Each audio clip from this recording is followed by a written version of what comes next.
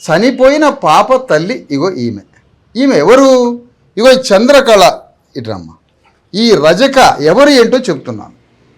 రజక కులంలో పుట్టినటువంటి ఈ చంద్రకళ గారి కుమారుడే గణేష్.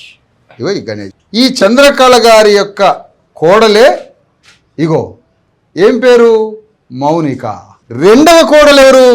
ఇగో మహేశ్వరి. కూతురెవరు? కీర్తి.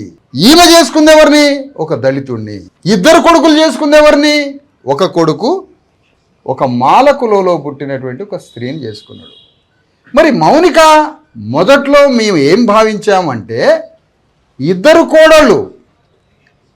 కోడళ్ళు చాకలి కులస్తులు కాదు, అల్లుడు కోడళ్ళు అంటే కులాంతర వివాహాలు చేసుకున్న కుటుంబం ఇది.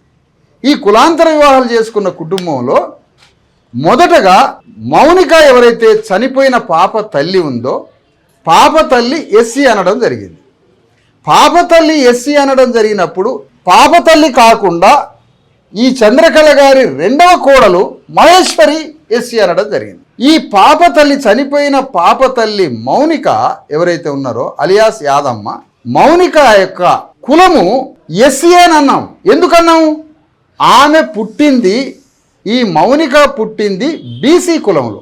మౌనిక పుట్టింది బీసీ కులంలో. ఏం కులము? వంశరాజుల కులంలో పుట్టింది. వంశరాజుల కులంలో పుట్టిన ఈమె ఈ మౌనికాని మాదిగల పెంపకం. అప్పుడు ఈ చిన్న తల్లి ఏమనుకోవాలి? అప్పుడు తనకు తాను చిన్నతనంలోనే తన కులాన్ని ఏమని చెప్పుకుంటుంది? పెంచిన కుటుంబానికి సంబంధించిన చెప్పుకుంటుంది.